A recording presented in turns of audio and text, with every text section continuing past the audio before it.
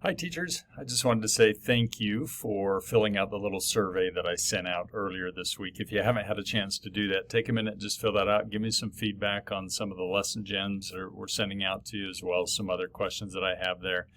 One of the responses that I got from one of you talked about how the lesson gems sometimes focus on something that's not necessarily in the curriculum, and then you feel like you're planning 2 lessons instead of just one, and how that was frustrating sometime. So my response to that would be, we send out these lesson gems, and please look at it like a buffet, and we're just putting one more item on the buffet. But if you don't like the broccoli, please pass by it and just help yourself to the dessert bar. Don't ever feel like you need to use these lesson gems. They're just there for hopefully some additional ideas. And this week, again, I'm going to focus on a couple verses that the curriculum didn't, but I think they're super important and relevant for the youth. But again, if you don't feel like they'd be a good fit for you to squeeze in that day, by no means do you ever need to feel like you need to use something we send out to you. It's just there to bless you if it'll help you. So with that in mind, so to get the students into 2 Nephi chapter 5, here's what I'd do. I'd ask them what it means when somebody ghosts you.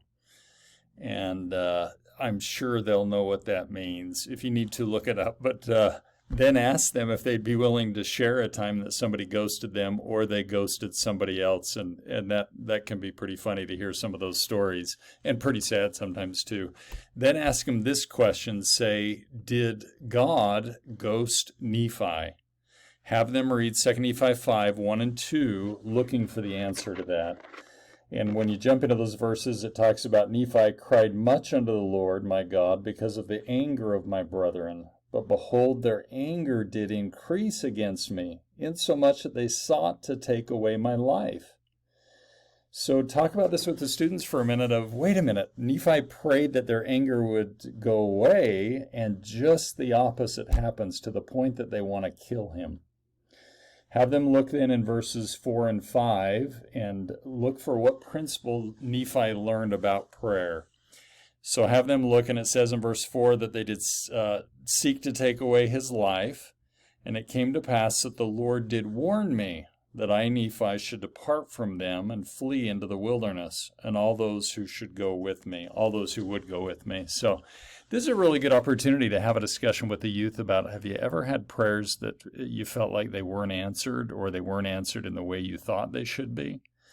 And we learn here from Nephi this great principle that oftentimes the Lord answers our prayers, but he does so in the way that's best for us, not necessarily in the way that we think it should happen.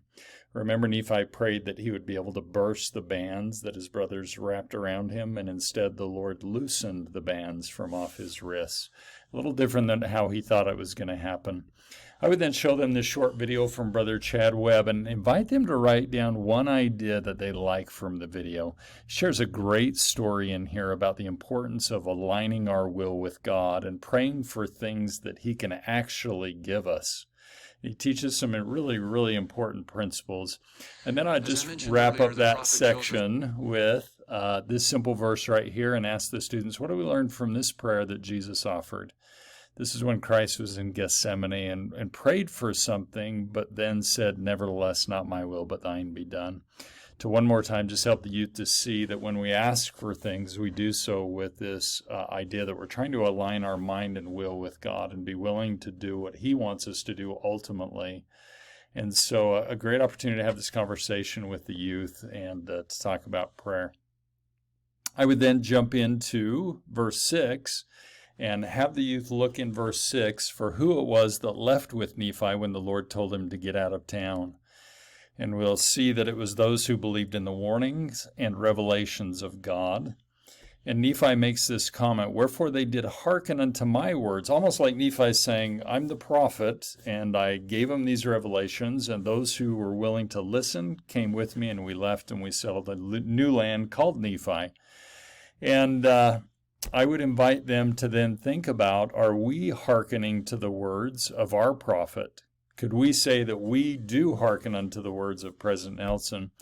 And then give them this little test. Say, maybe as a group, you can have them do this, 2 or 3 of them together or just on their own, to try to think of as many things as they can that President Nelson asked us to do since he's been the prophet.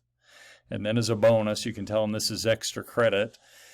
Can they actually think of things they've changed in their lives because of something President Nelson taught? I would then take a minute and have them go in their gospel library and make sure that they're aware of how to access President Nelson's words. It's so simple these days, and I've included this in a little video format that shows that when they click on General Conference and then sort by speaker, they can click on President Nelson, and there are all his talks that he's ever given in General Conference, over 100 of them.